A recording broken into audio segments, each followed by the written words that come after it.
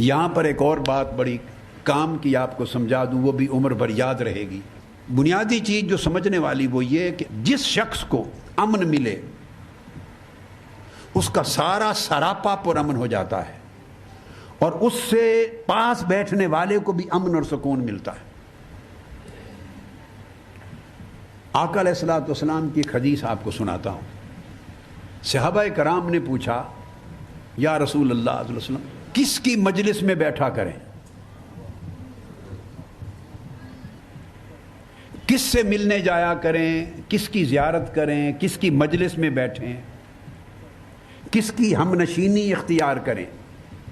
آقا علیہ السلام نے فرمایا، ان کی مجلس میں بیٹھا کرو جن کو دیکھو تو تمہیں سکون مل جائے، جن کو دیکھنے سے سکون ملے، جن کے دیکھنے سے امن ملے طبیعت کو، جن کے دیکھنے سے طبیعت کو راحت ملے۔ کیسے راحت ملے؟ کہ تمہیں اللہ یاد آ جائے۔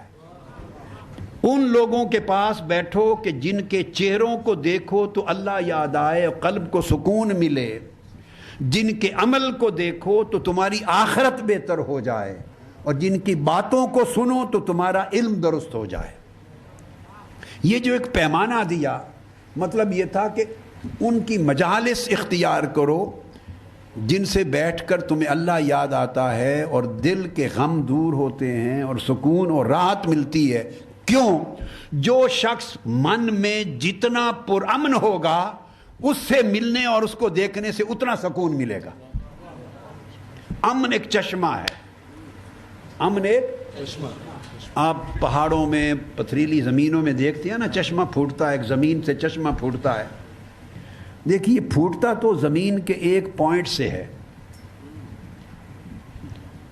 کسی ایک جگہ سے چشمہ پھوٹتا ہے، مگر ہوتا کیا ہے، وہ جہاں سے پھوٹ پڑتا ہے ارد گرد کی ساری زمین سیراب ہو جاتی ہے اس چشمے سے، اور سیراب ہوتی ہے، پھر وہ بہنے لگتا ہے، اور جہاں جہاں بہتا ہے وہ دور دور تک زمینوں کو سیراب کرتا چلا جاتا ہے۔ جو ارد گرد کی زمین کو سیراب نہ کرے تو سمجھو وہ چشمہ نہیں ہے۔ جو دوسروں کی طبیعتوں کو سیراب نہ کرے، دوسروں کے دلوں کی زمین کو سیراب نہ کرے، دوسروں کے بنجر من کو آباد نہ کرے، دوسروں کے بنجر من کو، صحرا کی طرح بنجر من جو سوکھ گئے ہیں، جو انہیں سیرابی، ہریالی اور شادابی نہ دے، سمجھے اس من میں چشمہ نہیں پھوٹا۔ اگر چشمہ اس من میں امن کا پھوٹا ہوتا تو ارد گرد بیٹھنے والوں کے دل کی زمینیں بھی شاداب ہوتی۔ اس لیے فرد جو پرامن ہوتا ہے وہ گرد و نواح کے ماحول کو بھی امن ٹرانسفر کرتا ہے۔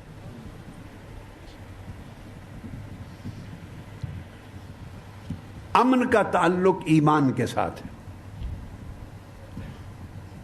یاد رکھ لیں، ایمان کا کوئی وجود نہیں بغیر امن کے، اور امن کا وجود نہیں بغیر ایمان کے۔ حجۃ الوداع کا موقع تھا جب آخری حج فرمایا حضور نبی اکرم صلی اللہ علیہ وآلہ وسلم نے۔ مسند احمد بن حنبل کی حدیث ہے، آپ نے جب حج فرمایا تو فضالہ بن عبید روایت کرتے ہیں، اور پھر عبداللہ بن عمر سے بھی مروی، حضور علیہ الصلوۃ والسلام نے خطاب کیا۔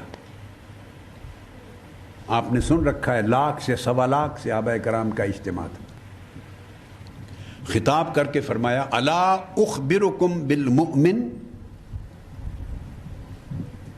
اجتماع سے کہا کیا تمہیں یہ خبر نہ دوں کہ مومن کون ہے؟ Should I not inform you about who a mu'min is? کون ہے مومن؟ Should I not inform you about the mu'min? صحابہ کرام نے کہا جی یا رسول اللہ بتائیں۔ فرمایا من امنہ الناس علی اموالہم وانفسہم، فرمایا مومن وہ ہے جس سے لوگوں کی جانیں اور لوگوں کے مال امن پائیں، جس پر لوگ اعتماد کریں، جس پر لوگ ٹرسٹ کریں۔ The true believer, the mu'min, is someone whom people trust with regard to their lives and their properties. لوگوں کو اعتماد ہو جس پر کہ اگر یہ ہے تو پھر ہماری جان بھی مامون اور محفوظ ہے، خطرہ جان کو بھی خطرہ نہیں، ہمارے مال کو بھی خطرہ نہیں، ہماری عزت و آبرو کو بھی خطرہ نہیں۔ جس شخص سے لوگوں کو جان و مال اور عزت و آبرو کا امن حفاظت ملے، فرمایا اس کا نام مومن ہے۔ اور جس شخص کو لوگوں کی عزت و آبرو محفوظ نہیں، جس سے لوگوں کی جان و مال محفوظ نہیں، وہ جتنی بڑی چاہے پگڑی باندھ لے، سر پہ امامہ باندھ لے، ٹوپی رکھ لے، جتنی بڑی داڑھی چاہے بڑھا لے، جتنا بڑا جبہ کبا پہن لے، جتنی بڑی تسبیح ہاتھ میں رکھ لے، جتنی بڑی مسجدیں بنا لے، جتنے واعظ کرے، جو شکل و صورت اپنا لے، جس شخص کی زبان سے لوگوں کی جان و مال عزت و آبرو محفوظ نہیں، وہ مومن نہیں ہے۔ پھر آقا علیہ السلام نے فرمایا یہ مومن کی تعریف ہے۔ اب بتاؤں تمہیں مسلم کون ہے؟ مسلم کا درجہ مومن سے اور کم ہوتا ہے۔ مسلم بگنر ہے، ابتدا کرتا ہے، مومن اس سے اوپر ہے۔ فرمایا المسلم من سلم الناس من لسانہ و یدہ، فرمایا the Muslim is someone from whose tongue and hand people, human beings are safe۔ میں جو حدیث کوٹ کر رہا ہوں مسند احمد بن حنبل کی اور الحاکم کی اور صحیح ابن حبان کی، اس میں آقا علیہ السلام نے مسلمانوں کا لفظ بھی یوز نہیں کیا کہ جس کی زبان اور ہاتھ سے مسلمان محفوظ ہوں۔ میں وہ حدیث کوٹ کر رہا ہوں the Muslim is someone from whose tongue and hand the people in general, whether they are Muslims or non-Muslims, all human beings are safe۔ وہ مسلمان ہے، تمام انسان، کوئی مسلم ہے، کوئی کرسچن ہے، کوئی جیو ہے، کوئی ہندو ہے، کوئی سکھ ہے، نیک ہے، بد ہے، آپ کا ہم عقیدہ و ہم مسلک ہے نہیں، آپ کے مذہب کا ہے یا ڈیفرنٹ ریلیجن کو فالو کرتا ہے یا کسی ریلیجن کو بھی فارغ نہیں کرتا، any person, any human being, the Muslim is some one from whose tongue and hand every single human being is safe and secure۔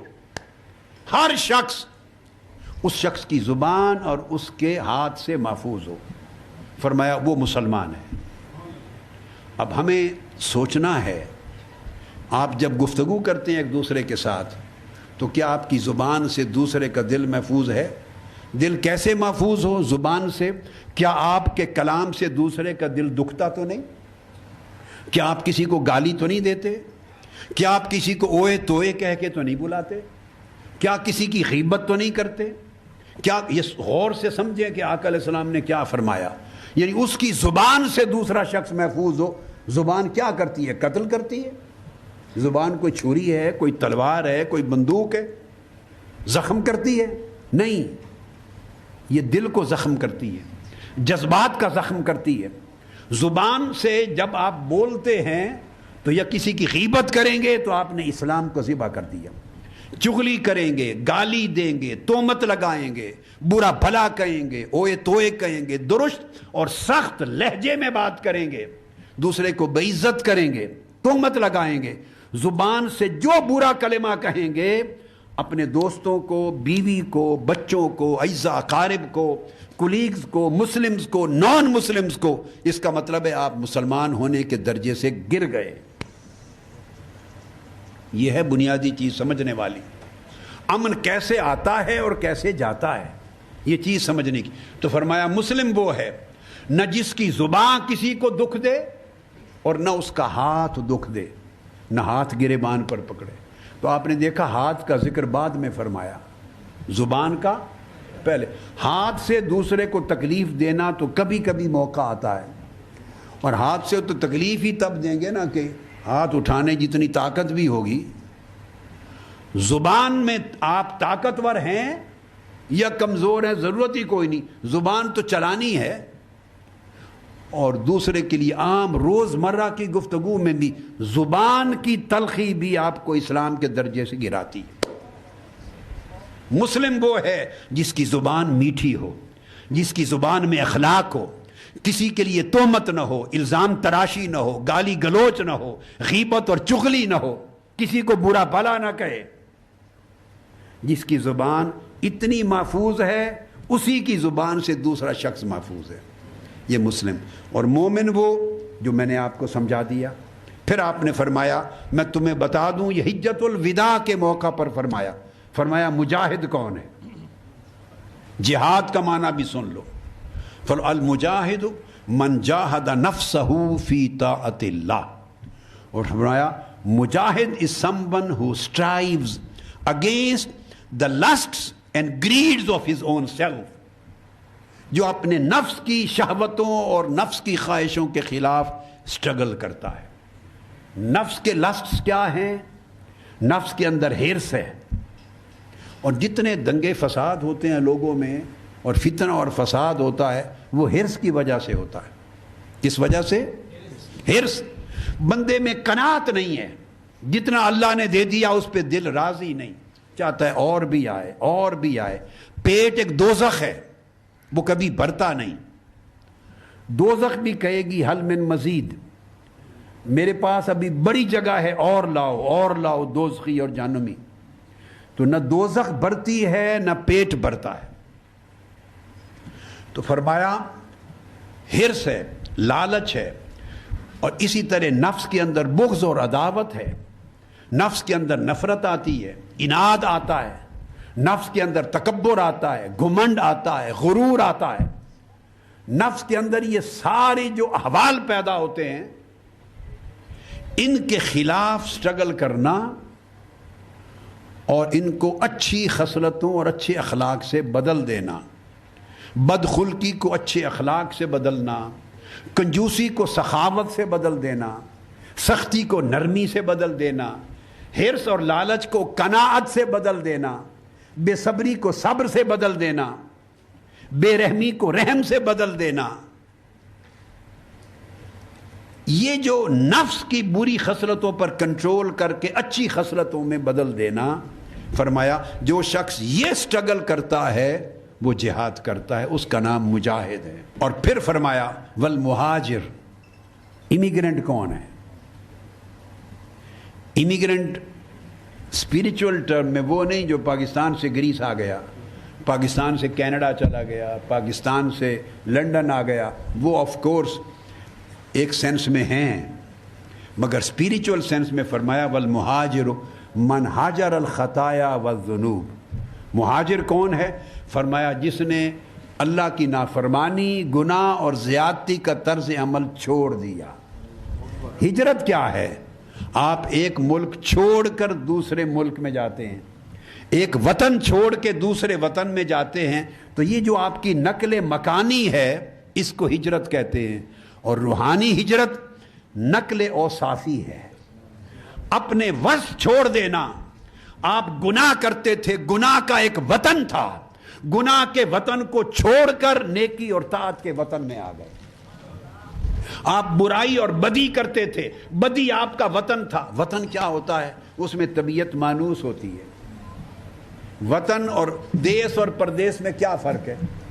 Pradesh آپ گھومتے پھرتے جہاں بھی جاتے ہیں آپ کو پردیس لگتا ہے، مدتوں کے بعد جب اپنے وطن میں جاتے ہیں، سال ہر سال کے بعد، تو در و دیوار سے بھی آپ کو انس ہوتا ہے، محلوں سے، گھروں سے، دوستوں سے، احباب سے۔ آپ جاتے ہی کہتے ہیں سکون آ گیا، میں اپنے دیس میں آ گیا ہوں۔ دیس میں انس پلٹ آتا ہے، راحت ملتی ہے، سکون ملتا ہے، کانفیڈنس ملتا ہے۔ جس جگہ پر طبیعت مانوس ہو، یاد رکھ لیں اس کو وطن اور دیس کہتے ہیں۔ جس شخص کی طبیعت گناہ میں مانوس ہوتی ہے، گناہ اس کا وطن ہے۔ جس شخص کی طبیعت ظلم اور جبر اور لوٹ مار سے مانوس ہے، وہ لوٹ مار اور گناہ اور جبر اس کا وطن ہے۔ جس شخص کی طبیعت لوگوں پر زیادتی کر کے، ظلم کر کے، جبر کر کے، ناانصافی کر کے، ہر وقت اسی سے لوگوں پر ظلم کر کے اس کی طبیعت کو سکون ملتا ہے، جبر و ظلم اس کا وطن ہے۔ اللہ کی نافرمانی، اس سے اس کی طبیعت خوش رہتی ہے، گناہ کر کے، برائیاں بدکاریاں کر کے اس کی طبیعت کو راحت اور سکون ملتا ہے، یہ اس کا وطن ہے۔ اب مہاجر کون ہے آقا علیہ السلام کی زبان میں؟ مہاجر وہ ہے کہ جسے گناہ کے وطن سے وحشت ہو اور نیکی اور عبادت کرے تو اس کی طبیعت کو سکون ملے۔ اس کا مطلب ہے عبادت اس کا وطن بن گیا ہے، نیکی اس کا وطن بن گیا ہے. ظلم سے وحشت ہو اور کسی کمزور آدمی کی مدد کرے تو اس کو راحت ملے, تو یہ غریبوں کی مدد کرنا اس کا وطن بن گیا ہے. کسی پر احسان کر کے اس کو سکون ملے, یہ اس کا وطن بن گیا ہے. اب طبیعت اگر نیکیوں سے مانوس ہو جائے تو یہ دیس بن گیا, اور ظلم اور نا انصافیاں یہ اس کا پردیس ہو گیا. فرمایا مہاجر امیگرنٹ وہ ہے جو گناہ کے وطن کو چھوڑ کر نیکی کے وطن میں آباد ہو جائے, نیکی کے وطن میں آباد ہو جائے. یہ 4 اصطلاحیں آقا علیہ السلام نے بیان فرمائی حجۃ الوداع کے موقع پر. اب آگے سنیے, اس میں مومن بھی آ گیا, سمجھ گئے؟ تو مومن میں بھی امن ہے, مسلم آ گیا اس میں بھی امن, مجاہد آ گیا اس میں بھی امن, اور مہاجر آ گیا امیگرنٹ اس میں بھی امن. اب 5ویں موقع پر اسی وقت آقا علیہ السلام نے کافر کی تعریف بیان کی. ہو از ڈسبلیور؟ آپ نے فرمایا لا ترتدوا بعدی کفارا یضرب بعضکم رقاب بعض. فرمایا میرے بعد تم کافر نہ بن جانا, میرے بعد پلٹ کر بولیے کافر نہ بن جانا. کیا مطلب؟ Do not revert into disbelievers after me. کیا مطلب ہے؟ What does it mean don't become disbeliever after می؟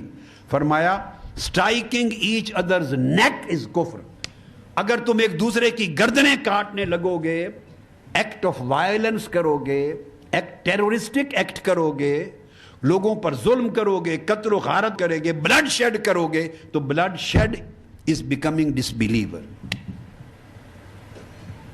تو جب آپ ایک دوسرے کا حق تلفی کرتے ہیں, ظلم کرتے ہیں, تو آپ گویا ایمان کو چھوڑتے اور کفر کی راہ کو اختیار کرتے ہیں. آپ سمجھ گئے بات؟ اس سے یہ جو طبیعت ہے, یہ میں نے ایمان کا حوالہ دیا. پھر حضرت سہل بن معاذ بن انس روایت کرتے ہیں, آقا علیہ السلام سے پوچھا گیا کہ بہترین کریکٹر کیا ہے؟ ایمان بھی ہو گیا, اسلام بھی ہو گیا, جہاد بھی ہو گیا, ہجرت بھی ہو گئی. یہ 4 چیزیں based on peace, love, caring ایٹیچیوڈ, لونگ بیہیویئر. پھر پوچھا کہ what is the best character, best human character کیا ہے, بہترین عمل کیا؟ یہ بہنیں بیٹیاں اپنے فیملی ریلیشن شپ پہ اس کو اپلائی کریں, بہن بھائیوں کے ساتھ اپلائی کریں, رشتہ داروں کے ساتھ اپلائی کریں, پڑوسیوں کے ساتھ اپلائی کریں, کامن ہیومن سوسائٹی کے افراد کے ساتھ اپلائی کریں. آقا علیہ السلام نے براڈ اسپیکٹرم بات کی. آپ سے پوچھا گیا بیسٹ کریکٹر کی, افضل الفضائل, دا بیسٹ ایکسیلنس کیا ہے آف ہیومن کریکٹر؟ آقا علیہ السلام نے فرمایا ان تصل من قطعک وتعطی من منعک وتصفح عمن شتمک. فرمایا بیسٹ کردار, بیسٹ ایکسیلنس یہ ہے کہ جو آپ سے رشتہ توڑے تم جوڑو, جو تم سے توڑے تو اس کے ساتھ جوڑے. یہ بہترین کردار ہے. اور فرمایا جو تمہیں محروم کرے نہ دے, جو تمہیں نہ دے اس کو دے. اے بندے یہ تیرا بہترین کردار ہے. جو تجھے دیتا ہے تو بھی اس کو دے, تو یہ کردار کا اعلیٰ پن نہیں ہے, یہ عدلے کا بدلہ ہے. آپ کو سمجھ آئی؟ آپ نیوندرا کرتے ہیں نا, یہ نیوندرا ہے. شادی پہ آپ نے رجسٹر بنائے ہوئے ہیں نا دیہاتوں میں, گھروں میں, پرانے وقتوں میں لکھا ہوتا ہے کہ شادی اس نے انہیں دیتے سن, انہیں انہیں دیتے سن, اور پھر کی کر دیو ہوں اسی اس نو دینے نال چڑھاتے اتنا دینا ہے. نیوندرا یعنی اس کے آئے ہوئے ہیں آپ کے پاس 1000. پہلے زمانے تو روپیہ 2 روپے بھی ہوتے تھے, بہت پہلے زمانے کی بات ہے. اب روپیہ 2 روپے کے زمانے کے کچھ لوگ تو یہاں بھی بیٹھے ہوں گے نا, لکھا ہوتا تھا. تو 2 روپے پھر جب شادی پر دیتے تھے تو کہتے تھے تسی 2 روپے دیتے سن, میں ایک بڑھاتے 3 روپے دیتے چلے آؤں. وہ ساتھ بتا کے بھی جاتے تھے. پتہ ہے آپ کو یہ قصہ ایسا ہوتا تھا نا. یہ نیوندرا ہے, یہ عدلے کا بدلہ, اس کا اجر کوئی نہیں, اس کا بولیے اجر کوئی نہیں. یہ دنیا داری ہے, یہ مورل ایکسیلنس نہیں ہے. This is not a spiritual excellence, this is not perfection of human character. یہ لینا دینا ہے. آقا علیہ السلام نے پوچھا یا رسول اللہ بیسٹ آف ہیومن کریکٹر کیا ہے, مورل ایکسیلنس کیا ہے, اسپرچوئل پرفیکشن کیا ہے؟ آپ نے فرمایا وہ یہ ہے کہ to join the ties with the one who breaks up with you, جو تمہارے ساتھ رشتہ توڑتا ہے تم اس کے ساتھ جوڑو. اس کا طرز عمل یہ ہو کہ وہ زیادتی کرے, توڑے. اب آپ کہتے ہیں جی میں تو, وہ توڑتا ہے میں کیا کروں, میں تو بہت جوڑنے کی کوشش کرتی ہوں. یہی تو امتحان ہے. جو آپ سے جوڑتا ہے اگر آپ نے بھی اس سے رشتہ جوڑ لیا تو کون سا کمال ہے, یہ کون سا مار کا سر کر دیا, کون سا اچیومنٹ ہے, یہ کون سی پرفیکشن ہے؟ اس نے جوڑا, آپ نے بھی جوڑ دیا رشتہ. فرمایا کمال یہ ہے کہ وہ توڑے اور تو جوڑے, یہ کمال ہے. صحابی نے پوچھا یا رسول اللہ انسانی کردار کا کمال بتائیں. پھر فرمایا وہ تمہیں نہ دے اور پھر بھی تو اسے دے. جو آپ کو دیتا ہے آپ بھی اس کو دیتے ہیں, تو یہ کون سا کمال ہے؟ یہ بات سمجھ میں آ رہی ہے؟ اور تیسری چیز فرمایا جو تمہیں گالی دے تو اسے درگزر کرے, گالی کا جواب گالی سے نہ دے. یہ فرمایا یہ تیسرا اصول ہے کردار کا, تیسرا اصول. یعنی اس طرح آپ کی طبیعت معاف کرنے والی طبیعت ہو, عفو و درگزر کی طبیعت ہو. اور وہ عفو و درگزر خونی رشتے میں بھی شروع ہوتا ہے, دوستوں کے لیے بھی ہے, اپنے اعزا اقارب کے لیے بھی ہے, اپنے فیملی ممبرز کے لیے بھی ہے, اور آپ کے اپنے پڑوسیوں کے لیے بھی ہے, اپنے کولیگز اور تحریک کے کارکنان کے لیے بھی ہے, اپنے جیسوں کے لیے بھی ہے, مسلمز اور نان مسلم سوسائٹی ممبرز کے لیے, فار ایوری ون. کہ آپ کی طبیعت میں معاف کرنے والا عنصر کتنا ہے, معافی کا, درگزر کرنے کا. جب طبیعت میں وسعت نہیں آئے گی اور امن نہیں آئے گا, آپ درگزر نہیں کر سکتے, چھوٹی چھوٹی بات کو پکڑ کے عمر میں بیٹھے رہتے ہیں. ایک صحابی نے پوچھا, عبداللہ بن عمر رضی اللہ تعالیٰ عنہ روایت کرتے ہیں, جب آقا علیہ السلام نے فرمایا معاف کرو ہر ایک کو, دل اتنا وسیع رکھو, اتنا وسیع رکھو کہ دل کے اندر سکت ہو معاف کرنے کی, اتنی وسعت ہو کہ معاف کرو, درگزر کرو. ایک صحابی نے پوچھا یا رسول اللہ میرا نوکر ہے, سرونٹ ہے گھر میں, تو کم اعفو عن الخادم, یہ جو گھر کے ملازم ہیں, سرونٹ ہیں, عرض کیا یا رسول اللہ کرنے والے کو کتنی بار معاف کروں, لمٹ پوچھی. اچھا یا رسول اللہ کتنی بار معاف کروں؟ یہ حدیث مسند احمد بن حنبل اور سنن ابی داؤد کی ہے. کتنی بار معاف کروں؟ آقا علیہ السلام خاموش رہے. اس نے دوبارہ پوچھا یا رسول اللہ میں کتنی بار معاف کروں؟ آپ پھر خاموش رہے. اس نے تیسری بار پوچھا میں یا رسول اللہ اپنے ملازم کو, نوکر کو کتنی بار معاف کروں, کیا لمٹ ہے؟ فقال کل یوم 70 مرہ, ہر روز اگر 70 مرتبہ بھی معاف کرنا ہو تو معاف کرو. ہر روز وہ 70 بار خطا کرے, بے وقوفی کرے, حکماقت کرے, آپ کو غصہ دلائے, 70 مرتبہ نادانی کرے, 70 مرتبہ معاف کرو. فرمایا معافی ایک ایسی چیز ہے, لمٹ نہیں ہے, 70 مرتبہ بھی معاف کرنا ہو تو کرے. چونکہ یہ ہے جتنا آپ کے اندر وسعت آتی جائے گی, جتنی وسعت آتی جائے گی آپ کے دل میں, اس لیے آپ اس کو معاف کریں.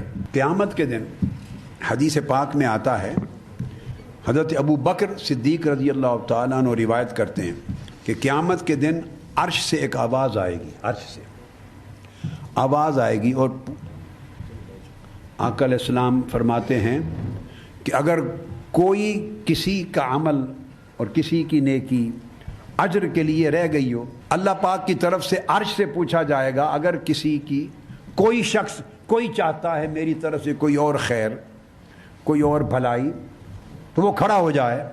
فَلْيَقُمْ أَهْلُ الْعَفْوِ, فرمایا کہ وہ لوگ کھڑے ہو جائیں گے جو لوگوں کو معاف کر دیا کرتے تھے, وہ کھڑے ہو جائیں گے جو لوگوں کو معاف کر دیا کرتے تھے, وہ کھڑے ہو جائیں گے. تو اللہ پاک ان سے پوچھیں گے اور فرمائیں گے درست ہے تم لوگوں کو معاف کرتے تھے. اللہ پاک فرمائے گا, حدیث پاک میں ہے چونکہ یہ لوگوں کو معاف کر دیتے تھے ان کی زیادتیاں، لہذا بندہ ہو کر جو بندوں کو معاف کرتا ہے یہ اس کا عمل ہے، میں رب ہوں، میں ان کے سارے گناہ معاف کرتا ہوں، سارے گناہ معاف کرتا ہوں، فقط اس عمل کے عوض کہ یہ بندہ ہو کر بندوں کی زیادتیاں معاف کرتا تھا۔ معاف کر دینے والا دل ہونا، درگزر کر دینے والا دل ہونا، اور کسی کی سختی، کوتاہی، نالائکی، زیادتی، گناہ پر گرفت نہ کرنا، چیب جبی نہ ہونا اور درگزر کرنا، معاف کر دینا، اتنا بڑا عمل ہے کہ فقط اس عمل پر اللہ پاک سارے گناہ معاف کر دیں، سارے گناہ اس کے معاف ہوں گے۔ آپ اندازہ کر لیں، اتنا بڑا عمل جو دوسروں پر احسان کرتا ہے، پھر اس کا ایک پیمانہ ہے، اس کا ایک، ہر آدمی ممکن ہے سمجھتا ہو کہ میں تو بڑا اچھا اخلاق رکھتا ہوں، میں بہت معاف کرتا ہوں، میں بہت درگزر کرتا ہوں، میں بہت بھلائی کرتا ہوں۔ ممکن ہے، اب اس نقطے کو بھی حل کروں، ممکن ہے جب آدمی اپنے اندر سوچتا ہے تو اسے اپنی زیادتی نظر نہیں آتی، اپنے کردار میں کیا کیا کمی، کجی، کوتاہی ہے انسان کو نظر نہیں آتی، اور خوش نصیب ہے وہ انسان جسے اپنے عیب نظر آ جائے، خوش نصیب ہے۔ اگر اپنے عیب نظر آ جائیں تو اصلاح شروع ہو جائے۔ ہماری بدنصیبی یہ ہے کہ ہمیں اپنی کمی، کجی اور کوتاہی نظر نہیں آتی، اور نظر کس کی آتی ہے؟ دوسرے کی۔ یاد رکھ لیں یہ نصیحت کا کلمہ، جس شخص کو دوسرے کے عیب نظر آئیں اس کو مرتے دم تک کبھی اپنے عیب دکھائی نہیں دیں گے۔ جسے دوسرے کے عیب نظر آئے اس کی آنکھ ایسی ہے کہ دوسرے میں عیب نظر آئے، دوسرے کی زیادتی نظر آئے، دوسرے کا ظلم نظر آئے، دوسرے کا جبر نظر آئے، دوسرے میں تکبر نظر آئے، یہ جو کچھ بھی عیب اور نقائص دوسرے میں تو نظر آئیں، مگر جب اپنے آپ کو دیکھے تو نظر نہ آئیں۔ وہ اللہ سے توبہ کرے، وہ نابینا ہے، وہ شخص نابینا ہے جو دوسرے کے عیب تو دیکھتا ہے مگر اسے اپنے من کے اندر کی خرابیاں دکھائی نہیں دیتی، وہ نابینا ہے۔ اب آپ پوچھیں کہ بینا کون ہے؟ بینا وہ ہے جسے دوسرے کے عیب نظر آنا بند ہو جائیں اور جب دیکھے اپنے عیب نظر آئیں، جسے اپنے عیب نظر آئیں اور دوسرے کے عیب دکھائی نہ دے، وہ بینا ہے، اسے اللہ نے بینائی عطا کر دی ہے۔ کوشش کریں میرے بھائیوں، میری بہنوں اور میرے بیٹوں اور میری بیٹیوں، کوشش کرو کہ اللہ پاک من کی وہ بینائی عطا کر دے جو آپ کو اپنے اندر کے اندھیرے دکھا دے،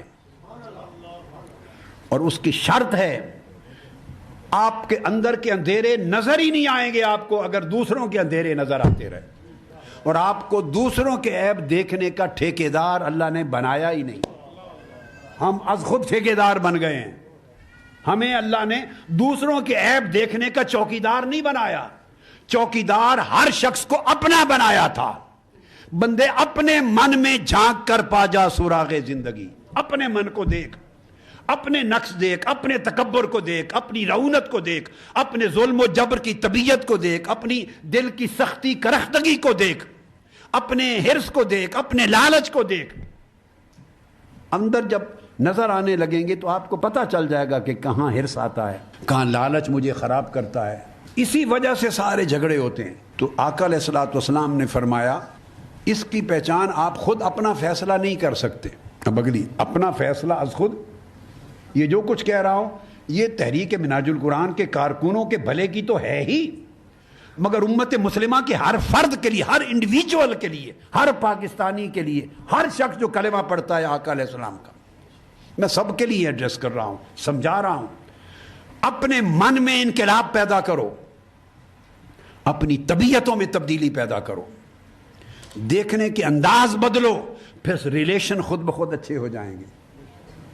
یہ جو ہر چوتھے دن ریلیشن خراب ہوتے ہیں اور ایک دوسرے کے ساتھ اچھائیاں دوسروں کی نظر ہی نہیں آتی، اپنی اچھائیاں نظر آتی، دوسروں کی برائیاں نظر آتی، یہ دورے معیار بن گئے ہمارے۔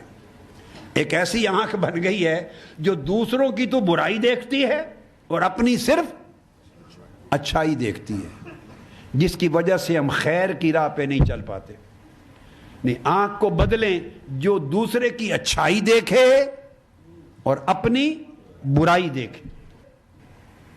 اس سے ترقی روحانی شروع ہو جائے گی اور اخلاق